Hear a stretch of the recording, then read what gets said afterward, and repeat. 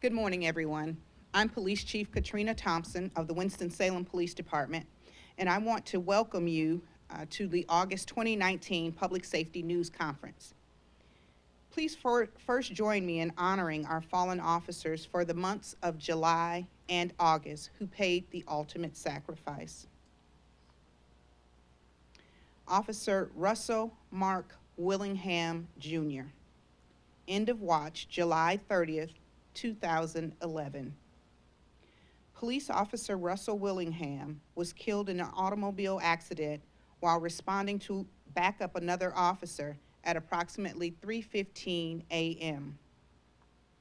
He was traveling on North Vargrave Street when his patrol car left the roadway and struck a tree. He was able to notify dispatch that he was pinned inside and rescue units were dispatched. Moments later, Officer Willingham notified dispatchers that his vehicle had caught fire. When the rescue units arrived, the vehicle was fully engulfed in flames.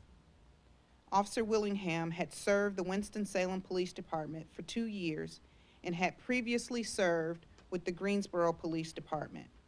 He is survived by his wife.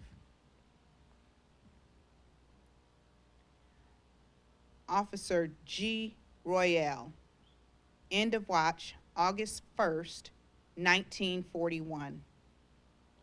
Patrolman Royale was shot and killed with his own service weapon after he and his partner responded to a disturbance call at 3rd Street and Church Street. The suspect was able to gain control of Patrolman Royale's weapon and fired it 5 times. The last shot struck Patrolman Royale in his head. The suspect was taken into custody by Patrolman Royale's partner and other officers. The suspect was convicted of first-degree murder and sentenced to death September 11th, 1941. His sentence was commuted to life January 21st, 1942, and on January 1st, 1957, his sentence was reduced to 39 years. Patrolman T.G. Anderson, end of watch, August 15th, 1927. Patrolman T.G. Anderson was killed in a motorcycle accident at 11th Street and Highland Avenue while responding to a vehicle accident. Before I begin with the upcoming events, I'd like to take this time to thank the women and men of the Winston-Salem Police Department for their hard work and dedication to the citizens of Winston-Salem. Your work does not go unnoticed. Upcoming events. Cookies with a Cop will be Thursday, August 15th at Chick-fil-A at the Haynes Mall Court from 10:30 a.m. until 12:30 p.m. The Winston-Salem Police Department, in conjunction with the Winston-Salem Police Foundation annual book bag giveaway, will be on Friday, August 16th at 10 o'clock a.m. at the District 3 offices, at the 3 district offices, as well as the Winston Mutual building. Cookies with the Cop will be also on Tuesday, August 20th at Chick-fil-A at 3343 Sides Branch Road off of Peters Creek Parkway from 5 o'clock p.m. until 7:30 p.m. Please come out and join us. And finally, our 3rd annual Keith Gorell softball fundraiser will be Saturday, August 24th at Washington Park Field 4. This event will be held at 11 o'clock a.m. Next up from the police department, you will hear from Assistant Chief Wilson Weaver discussing special events and security overview. He will be followed by information about our hazardous device and military ordnance from hazardous device tech Eddie King, followed by Bike Patrol Sergeant Sammy Langdon, who will discuss aggressive panhandling. And then finally, Bike Patrol Sergeant Sammy Langdon will also discuss Watch for Me, North Carolina update. Assistant Chief Weaver.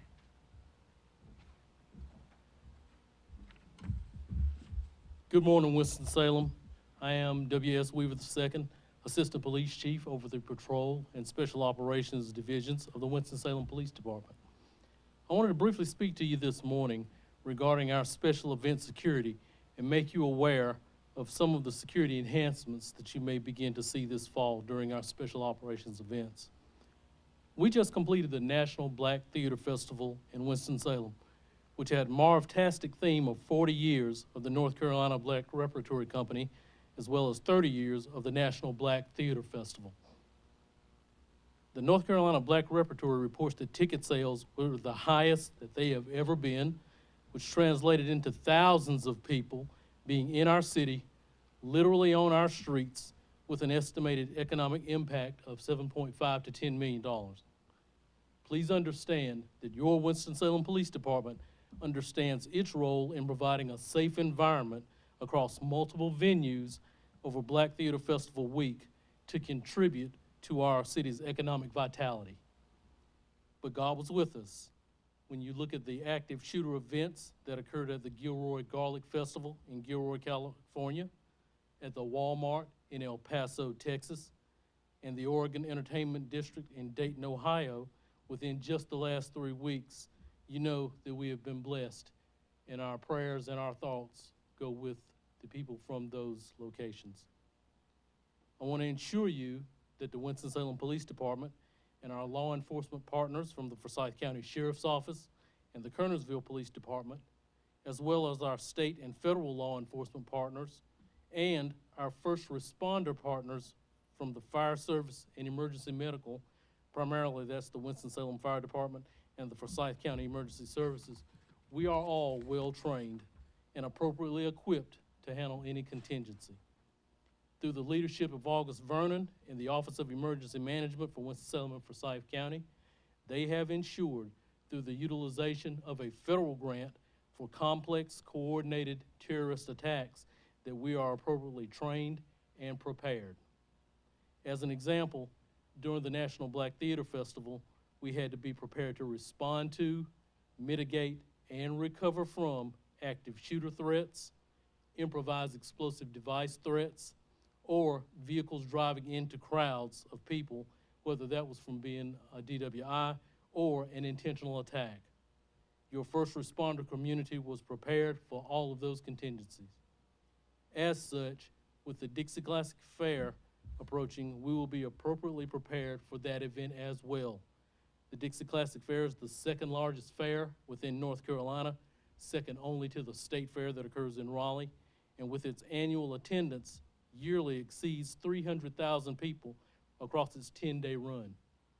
This year, in the interest of enhancing safety and security, we'll be introducing bag checks and magnetometer scans to detect weapons from coming into the fairgrounds venue.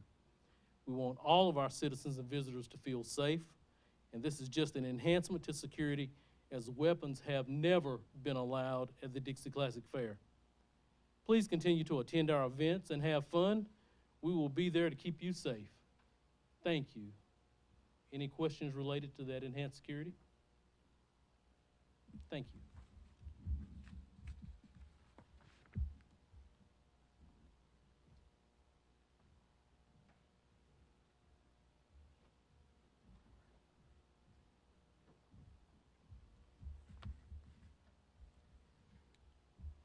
Good morning. I'm Corporal E.O. King. I'm with the Winston-Salem Police Department's Hazardous Device Unit. It's also known as the Bomb Squad. In our unit, we cover the following 14 counties, not just here in Winston-Salem and Forsyth County. We do move out a little further. We basically go from Forsyth County basically halfway to Asheville. Asheville kind of comes back the other way and meets us at that point. This morning I want to talk a few moments about military ordnance, what to do if you locate it, what to do if you have it in your residence. Some of the most dangerous calls that we respond to are military ordnance. When a military ordinance is out of the control of the military, it can be tampered with. It could be old. In our climate, we all know that it stays humid most of the time during the summer. So when you have parts like metal, they begin to deteriorate. So what we want to make sure that no one messes with them, especially if you locate these items. Some other things that we've located over the years, a lot of times it's hand grenades. You'll see that we've recovered hand grenades, obviously U.S. grenades, but also from hand grenades from Germany, Russia, and Japan. Right here, as you can see, it's just a small partial list of some of the things we've recovered in the last 12 months. They range from smoke grenades all the way to booby trap simulators.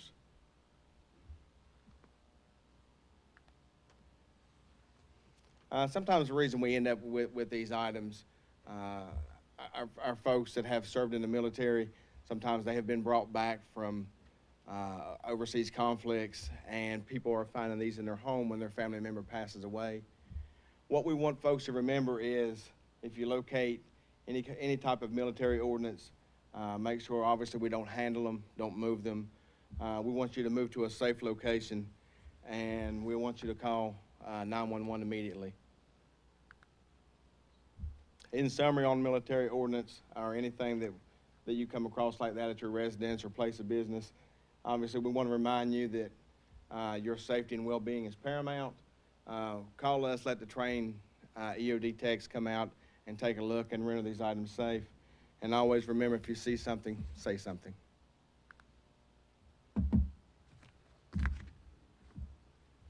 Any questions?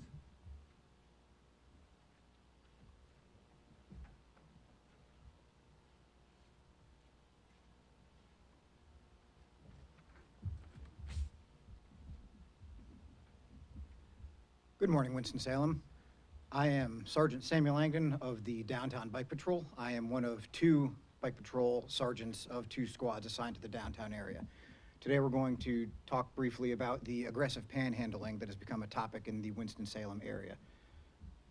First and foremost, recognition of the issues. Revitalization brings growth to the downtown area. Subsequent economic growth brings in new businesses and brings in customers from both local areas and out of town. City benefits from this growth. Winston-Salem Police Department is going to do its part to steward an environment where such growth can happen. But of course, growth brings people, and more people in the downtown area, more businesses, will attract more panhandlers. To give a metaphor, bees go where the flowers are. So when we bring new and interesting things in, it's going to bring in more people, and by proxy, we are going to get more panhandlers as well as more people who would be exposed to panhandling. So what are we doing about it? Current actions with the Winston-Salem Police Department. Visibility as a deterrent. My officers and officers on other squads have identified and placed themselves in areas where we've noticed that this incident is occurring. They're taking enforcement action as needed, and they're presenting themselves as a visible police force so that they're seen in the areas. We're also monitoring trends where the folks might be going and the panhandling might be starting to become an issue. The idea there is to be proactive in the address of where it might be starting and keep further areas from becoming problem areas. And also manpower allocation. In the Winston-Salem downtown area, you may have seen foot patrol officers in uniform walking around, speaking to people and taking enforcement action as needed. That's part of the initiative to address this problem, and it has been met with excellent response and has been working out as anticipated so far.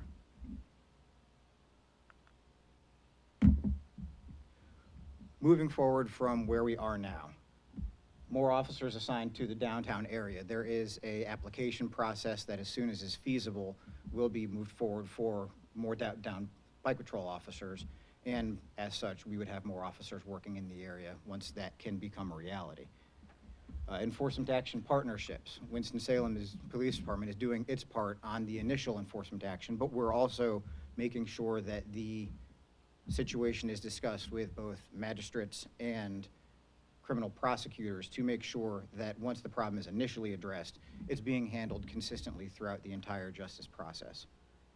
And also, and perhaps maybe even most importantly, community partnerships, making relationships and establishing communication with non-law enforcement outreach programs within the city of Winston-Salem who can be partnered with and help the folks who might be committing these violations so that we're actually addressing the issue as opposed to the more symptomatic enforcement action of the incidents actually occurring.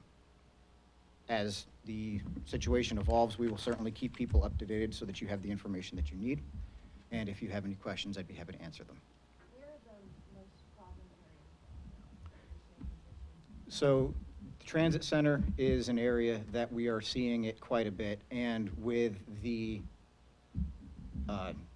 businesses popping up, you've got restaurants, you've got areas just for general commerce, and wherever you'll find those sort of things happening, you'll find that, as said earlier, with more people comes more folks exposed to our panhandlers, and as they see an influx of folks who are coming to the downtown area to spend money, that's where they're going to be found also. And so citizens tell you if they see panhandlers around or? Absolutely, and we encourage them to do so, especially in the event that they have been solicited. We would like them to let us know not only where it happened and when it happened, but if they could describe the subject who did it. That way we could go and address it effectively. How do you define aggressive panhandling? What are these people doing that is making people uncomfortable? So the spectrum of that could be considered on a person-to-person basis. But if you're solicited and you politely decline and the issue is pushed, or the person moves closer within proximity to you, uses vulgar language in response to the solicitation being turned down, anything could be deemed as aggressive. Anything past the simple question and either denial or being given money, which we also urge our citizens not to do. There's better ways to actually help the problem. Is this soliciting illegal, or is there a point where you guys feel you need to step in, where it actually becomes a problem? So with proper permittation and in proper areas, you can be given a permit to solicit lawfully. What we are dealing with is in areas where that is not lawful or legal, and there's a whole bunch of protocol that goes on behind that. In the event that it's happening under those circumstances, we do identify it and take enforcement action. Is there any advice you have for people who are walking around downtown and are approached? Well, first off, I'd invite everybody to come to the downtown area as a member of the law enforcement team that works down there, because it's a wonderful place to be. In the event that you are solicited, politely decline and then continue on your business. As soon as you are where you feel that you can easily report it to the police, I encourage you to do so, because that way I can actually, myself and the officers assigned to the squads that I work with, can go and take action and potentially deal with the incident as it occurred and hopefully diminish it. I appreciate your time. Unrelated to panhandling, but just as important in the downtown area, is the Watch for Me NC initiative, which Downtown Bike Patrol is partnering with Watch for Me NC legislation to actually get started. If I could call up Mr. Burchek, who I'm going to be partnering with, and turn the podium over to him, sir. Thank you, Sergeant Langdon.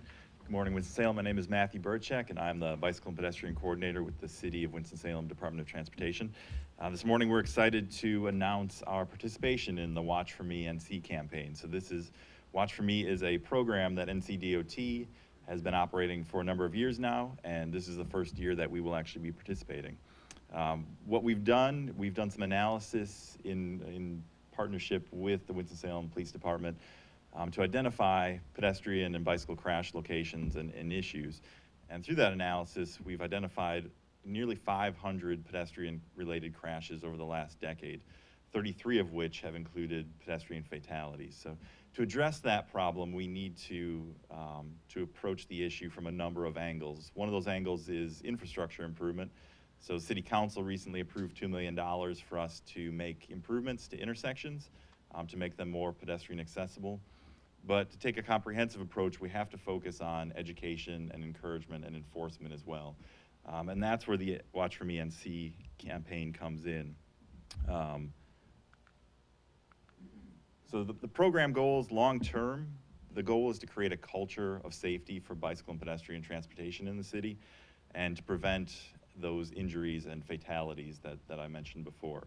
Now to get there, we need to focus on some short-term goals, primarily raising awareness of bicycle and pedestrian laws. awareness among drivers about their rights and responsibilities, and awareness among cyclists and pedestrians as well, so that they're aware of what their responsibilities are in the environment.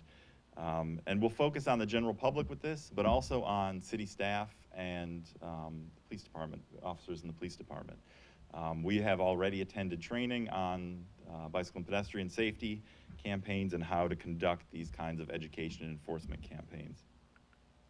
So the Watch For Me strategy, what it is a comprehensive approach. So we will, like I mentioned, we will work on education, but there's also an enforcement component. We want to make sure that we are following up on those education efforts with enforcement to ensure compliance with the laws. It's a partner-led effort, so we have a number of agencies, Winston-Salem Police Department, Winston-Salem Forsyth County School System, the Safe Kids Coalition, Winston-Salem DOT, all partnering to get this message out and make this an effective program. It's a data-driven approach, so we have, like I mentioned, we have done the analysis to figure out where we have issues, and we can address those issues through infrastructure improvements and through the education and enforcement. It's also a long-term approach. This is not a one-time offering. This is a vision that we have for transportation in the city. And this education and enforcement campaign will continue year after year. Some of the key behaviors that we want to see for drivers, it's really yielding to pedestrians at intersections, at driveways, at crosswalks, and when turning. But the program focuses on pedestrians and cyclists as well, so everybody needs to know what the laws are regarding their form of transportation, and ensure that people are complying with that. For cycling, we want to focus on safe passing. So as cyclists on the road, we want to make sure that drivers understand what it is to pass safely. And then visibility, so ensuring that pedestrians and cyclists are aware of their surroundings and that they're visible to drivers to give them the best chance for safety. I'm happy to entertain any questions. Can you talk about the fatalities within, why it's so important, do you think, for drivers to really understand the bicycle culture? Sure, I mean, everybody is a pedestrian at some point. So if we can ensure that pedestrians are safe on the roads, that improves conditions for everybody. Some people, transit users, rely that if you're using transit, for instance, you need to be on foot at some point to get to and from the bus stop. So really everybody is affected by this issue.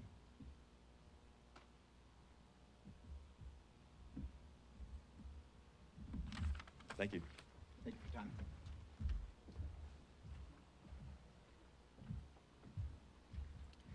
Next, we will have our Winston-Salem Fire Chief, Trey Mayo.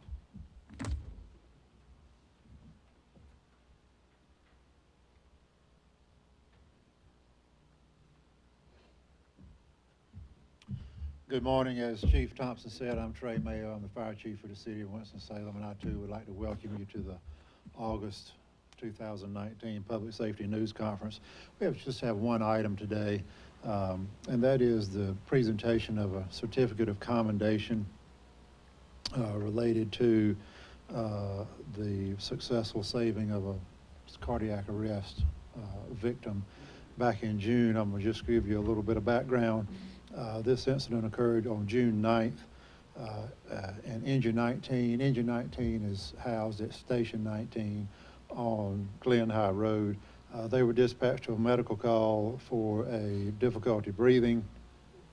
While Engine 19 was en route, that call was upgraded to a cardiac arrest with pre-arrival CPR instructions being given by the 911 telecommunicator.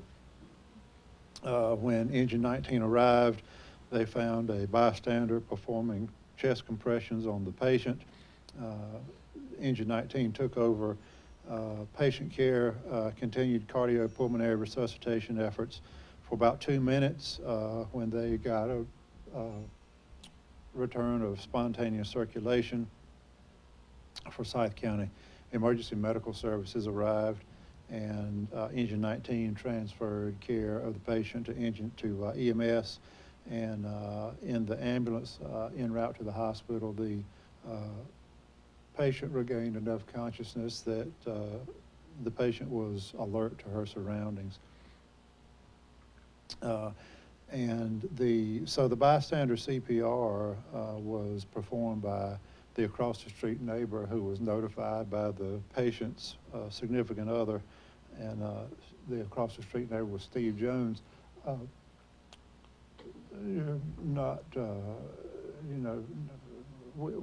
For a lot of things, we're indebted to Mr. Steve Jones, but not the smallest of those is his 22 years of service in the United States Navy. So thank you for that, Steve, but if you'll come up, I will present you with this certificate of commendation.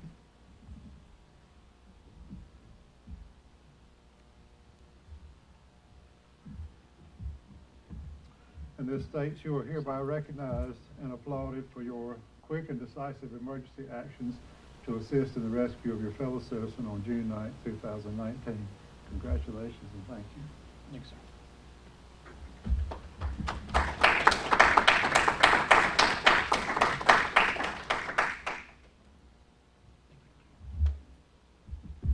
This is a good example of the importance of just a typical citizen being prepared to respond in an emergency. Whether it be performing CPR and other, basic life support skills, first aid, that sort of thing, use of fire extinguishers, being without power for an extended time, being able to kind of sustain yourself for 2 or 3 days following a hurricane, tornado. Most of our major sort of widespread emergencies are weather driven. So I would encourage folks to be prepared when street signs are down and roads are blocked and the power is off for an extended period of time.